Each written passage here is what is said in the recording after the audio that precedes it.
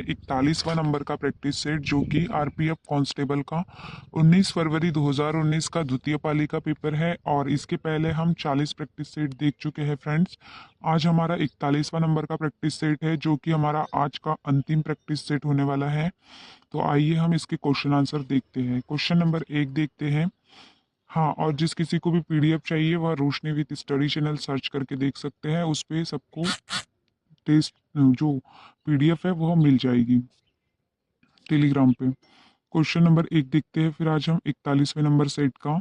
किसी तत्व की रिक्त स्थान हाइड्रोजन परमाणुओं की वह संख्या है जो उस तत्व के एक परमाणु के साथ संयोजित या विस्थापित होती है, तो उसे क्या कहते हैं? तो उसे संयोजकता कहते हैं। क्वेश्चन नंबर फर्स्ट का हमारा आंसर होगा संयोजकता। क्वेश्चन नंबर सेकंड देखते हैं। शरिया शब्द किस धर्म से संबंधित है? तो यह जो शरिया शब्द जो है वह इस्लाम धर्म से संबंधित है। क्वेश्चन नंबर सेकंड का जो हमारा आंसर होगा वह होगा इस्लाम धर्म। क्वेश्चन नंबर थर्ड देखते हैं।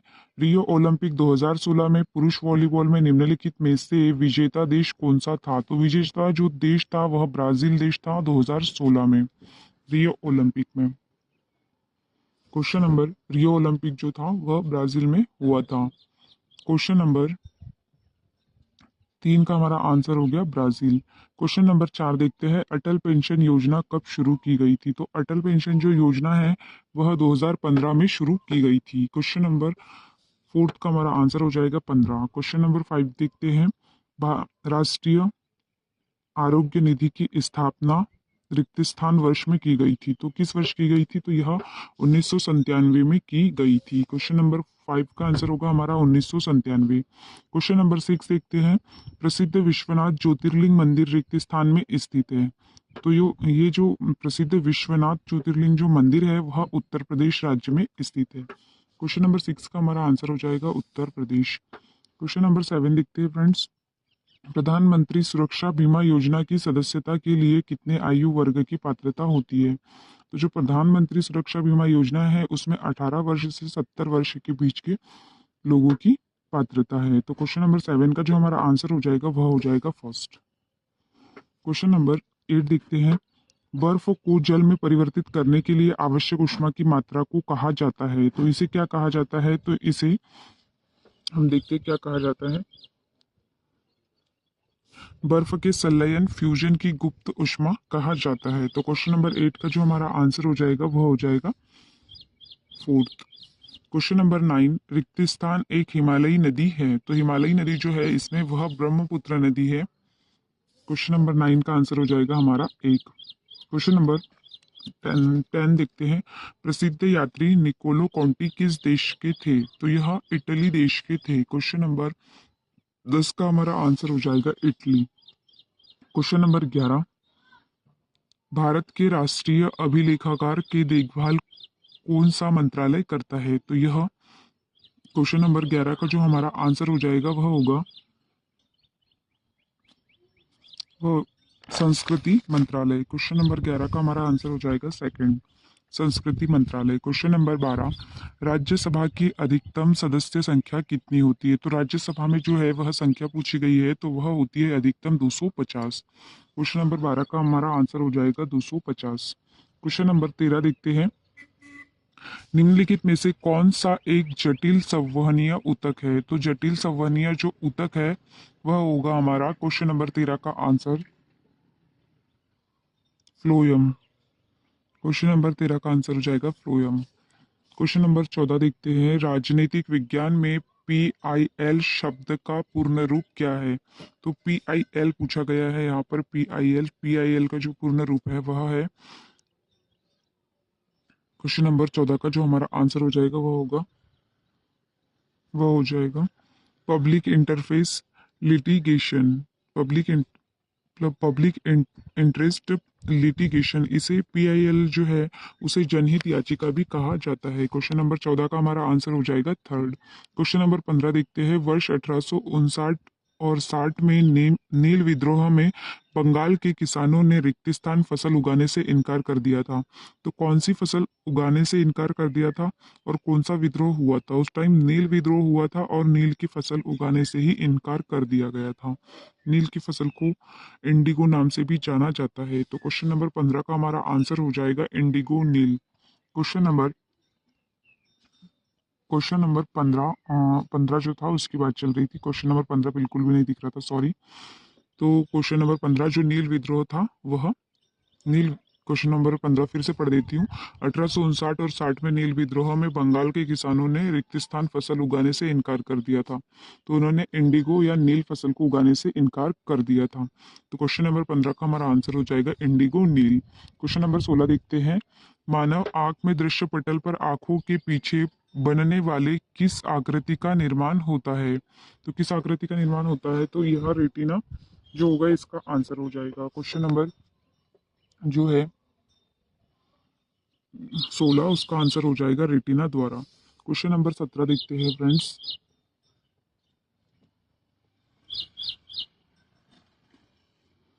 भारत के रूल ऑफ लॉ विधि के शासन की विशेषता निम्नलिखित में से किस संविधान से ली गई है? तो यह ब्रिटिश संविधान से ली गई है। क्वेश्चन नंबर 18 देखते हैं। भारतीय संविधान के निम्नलिखित में से कौन सा अनुच्छेद सदन और राज्य विधानसभाओं द्वारा बनाए गए कानूनों की विषय वस्तु से संबंधित है? तो यह अनुच्छेद 246 है जो संसद और राज्य की विधानसभाओं द्वारा बनाए गए कानून की विषय वस्तु से संबंधित है। क्वेश्चन नंबर 18 का आंसर हो जाएगा सेकंड। क्वेश्चन नंबर 19 देखते हैं। रिक्तिस्तान के वास्को डिगामा ने यूरोप से भारत के लिए नया समुद्री मार्ग खोजा था। तो यह कहाँ के थे? तो यह पुर्तगाल के थे।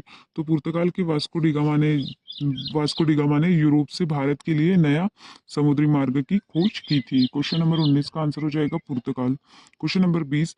निम्नलिखित में से कौन सा कोशिका द्रव्य कई छोटे दोनों के साथ साइटोप्लाज्म में स्वतंत्र रूप से बिखरा हुआ या एंडोप्लाज्मिक रेटिकुलम की झिल्लियों से जुड़ा हुआ है? तो यह जो है यह राइबोसोम जो है वह जुड़ा हुआ होता है। तो क्वेश्चन नंबर 20 का जो हमारा आंसर हो जाएगा वो हो जाएगा राइबोसोम। क्वेश्चन नंबर 21 देखते हैं। प्रकाश के विसरण के कारण प्राप्त रंगों के बैंड को कहा जाता है? तो प्रकाश जो विसरण होता है प्रकाश का तो इसे प्रकाश का स्पेक्ट्रम कहा जाता है। क्वेश्चन नंबर 21 का हमारा आंसर हो जाएगा 3 स्पेक्ट्रम। क्वेश्चन नंबर 22 देखते हैं। खिलाड़ी हेनरी कूपर और माइकल टाइसन निम्नलिखित में से किस खेल से जुड़े हुए हैं? क्वेश्चन नंबर 22 का हम आंसर देखते हैं फ्रेंड्स।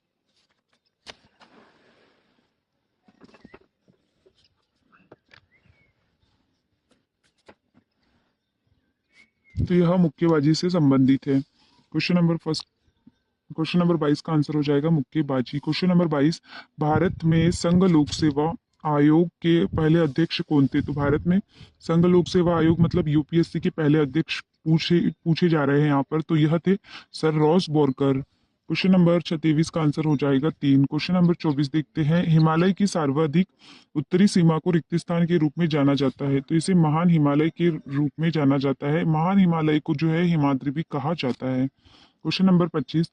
मानव शरीर में निम्नलिखित में से कौन सी कोशिका उभयावल आकार की होती है? तो यह लाल रक्त कोशिकाएं होती है। क्वेश्चन नंबर 25 का हमारा आंसर हो जाएगा फर्स्ट। क्वेश्चन नंबर 26 देखते हैं। निम्नलिखित में से कौन सी गंगा की सहायक नदी प्रायद्वीपीय उच्च भूमि से निकलती है? तो यह चंबल जो नदी है वह निकलती है और यह मुख्य जो नदी है यह है इसकी सहायक नदी। क्वेश्चन नंबर 27 देखते हैं। एक लेंस के दृष्टि केंद्र से होकर गुजरने वाले प्रकाश किरण जो है वह अविचलित और उभरती उभरती है। क्वेश्चन नंबर 27 का हमारा आंसर हो जाएगा सेकंड।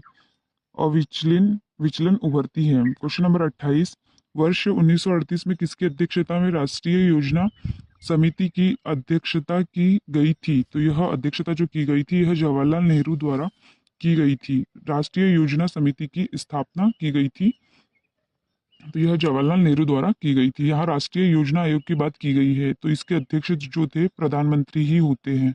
अभी जैसे जो योजना आयोग की जगह हमारे यहाँ नीति आयोग आया है तो नीति आयोग के भी जो अध्यक्ष होते हैं वो प्रधानमंत्री ही होते हैं। तो उस टाइम जवाहरलाल नेहरू थे और 1938 में जो अधिवेशन चल रहे थे कांग्रेस के, उसमें वो सुभाष चंद्र बोस जी थे उसके अध्यक्ष। क्वेश्चन नंबर 29 देखते हैं, वेंद थलंग थंगल पक्षी अभ्यारण्य कहाँ स्थित है? तो यह वेंद थंगल जो पक्षी अभ्यारण्य है वह तमिलनाडु राज्य में स्थित है। तो क्वेश्चन नंबर 29 का हमारा आंसर हो जाएगा तमिलनाडु। क्वेश्चन नंबर 30, निम्नलिखित में से कौन सा शब्द बिलियर्ड से संबंधित है? तो यह जो शब्द है, यह कैनन जो शब्द है, यह बिलियर्ड खेल से संबंधित है। क्वेश्चन नंबर 31 देखते हैं फ्रेंड्स।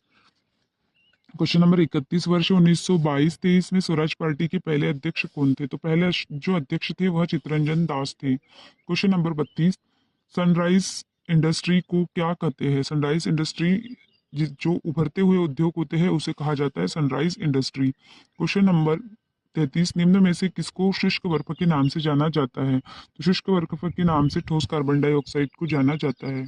क्वेश्चन नंबर 34, निम्नलिखित में से भारत का पहला नागरिक कौन कौन होता है? तो भारत का पहला जो नागरिक होता है वह भारत के राष्ट्रपति को कहा जाता है, और पहली महिला भी राष्ट्रपति की वाइफ को कहा जाता है। जैसे जो होता है, तो पहला जो वो है, पहला जो नागरिक होगा वह राष्ट्रपति होगा। क्वेश्चन नंबर 35 देखते हैं, डिजिटल साक्षरता कार्यक्रम दिशा का पूर्ण रूप क्या है? तो पूर्ण रूप जो है वह डिजिटल साक्षरता अभियान है। दिशा का पूर्ण रूप डिजिटल साक्षरता अभियान। क्वेश्चन नंबर 35 का हमारा आंसर हो जाएगा थर्ड। क्वेश्चन नंबर 36 देखते हैं, निम्नलिखित में से कौन एक जैवमंडल संरक्षित क्षेत्र नहीं है?